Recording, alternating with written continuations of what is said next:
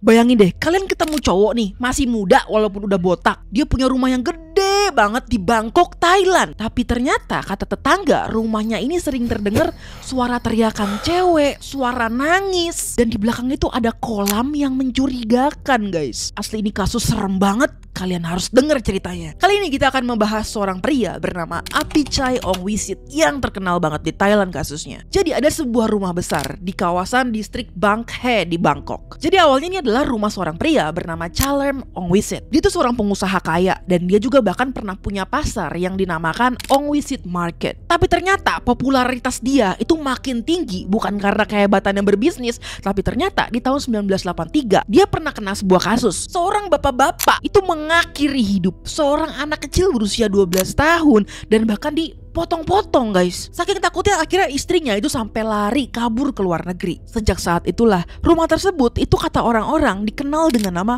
rumah horor, House of Horror, atau dalam bahasa Thailand itu Ban Sayan. Tetangga itu jarang berani yang kayak mau ngintip, mau masuk ke dalam karena sering terdengar teriakan aneh, suara-suara yang samar dan suara yang kenceng banget musik setiap malam. Di halaman belakang itu ada sebuah kolam yang besar banget kayak semi-semi danau gitu lah bisa dibilang. Dan katanya dia di situ memelihara hewan alligator gar, sejenis ikan predator gitu yang bener-bener kayak ganas. Chalerm Ongwisit ini akhirnya menurunkan rumahnya ini kepada anaknya dong, Apichai Ongwisit ini. Apichai ini sejak kecil hidupnya udah berantakan banget. Kasus bapaknya, ibunya kabur. Jadi hidup besar itu tumbuh dengan trauma dan bahkan keluarga-keluarga deket juga gak ada yang mau ngerawat dia karena ketakutan. Intinya gak peduli deh sama keluarga mereka. Kecil, terasing dan hidup di rumah segede itu. Akhirnya dia hidup dengan harta, tapi hartanya itu dihabiskan dengan obat-obatan terlarang. Dan ada satu obsesinya yang mengerikan, yaitu obsesi untuk mengkontrol wanita. Jadi dia sering menggunakan jasa-jasa PK, tapi katanya selalu menuntut untuk kesetiaan sepihak gitu. Pokoknya gaya hidupnya tuh berantakan banget, dikelilingi dengan obatan terlarang. Dan juga akibat memakai obat-obatan tersebut, dia dikenal dengan kayak agresif banget, galak, dan juga sering paranoid sendiri. Sampai akhirnya dia ketemu seorang wanita, guys, bernama Kik Wanentor Chayachet, 22 tahun, yang dia temui di sebuah bar di Bangkok. Dia adalah seorang gadis yang dari desa itu pindah ke pusat kota Bangkok untuk mencari uang dan juga dirawat sama neneknya di situ. Dan dia memiliki satu orang anak dari pernikahan sebelumnya. Ketemulah dia di situ sama Apichai. Mereka ketemu di tahun 2019. Awalnya mereka ketemu biasa aja, tapi ternyata Apichai ngelihat dia yang cantik itu merasa terobsesi nih dengan dia. Orang-orang akhirnya melihat mereka itu kayak hubungannya tuh kayak pacaran, dan bahkan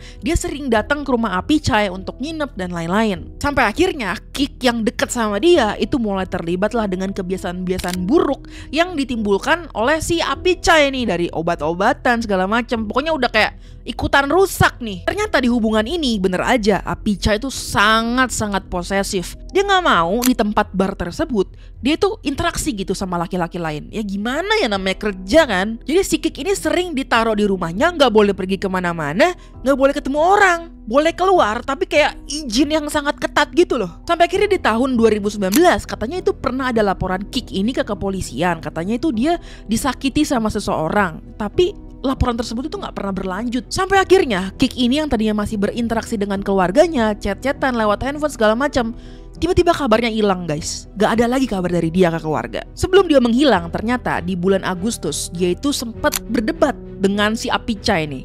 Kik itu kayak berantem sama Apichai di rumahnya Apichai. Jadi Kik ini berencana kayak udah hubungan ini udah toksik banget, dia pengen putus sama Apichai dan dia mau kembali ke mantan suaminya yang lama. Apichai marah besar dong, udah mau putus, mau balikan sama mantannya. Akhirnya dia seret si Kik ini ke sebuah kamar, dikunciin. Di kamar tersebut ternyata Apichai itu punya sebuah kotak besi gitu, guys, yang digambarkan sangat kuat, yang biasanya itu untuk nyimpan barang-barang penting dia. Dibuka kotaknya dan dimasukin Kik ke dalam situ, dikunci dari luar.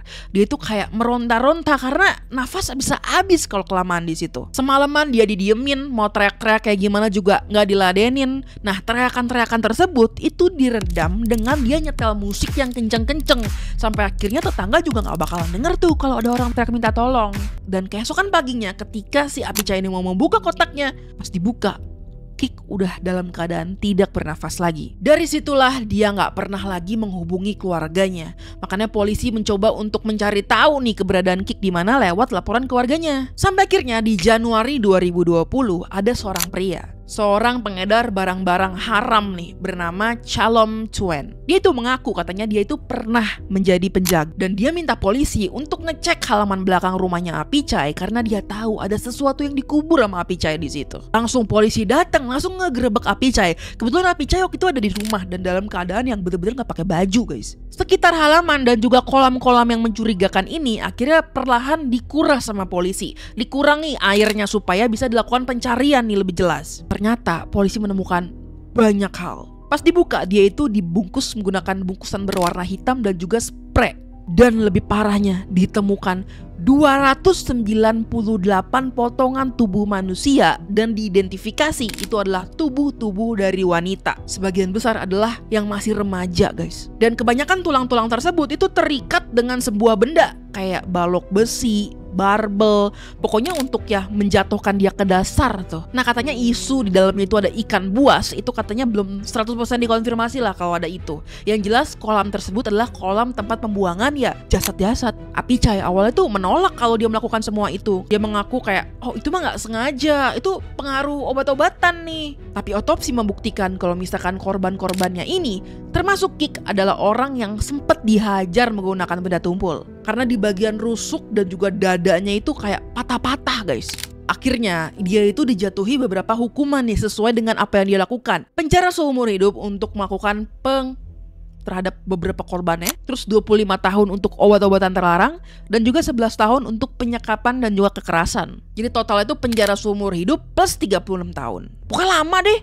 Sampai sekarang rumah tersebut akhirnya kayak warga-warga sekitar menganggap rumah berhantu, guys. Karena kolam belakangnya itu dianggap sebagai kuburan massal mau gak mau. Dan hingga kini akhirnya laporan-laporan warga-warga yang pernah melapor anak remaja wanitanya itu menghilang kemungkinan adalah salah satu dari tulang belulang yang ada dalam dasar kolam. Gimana guys menurut kalian? Serem gak sih? Tulis di kolom komentar. Kita bahas apa lagi ya?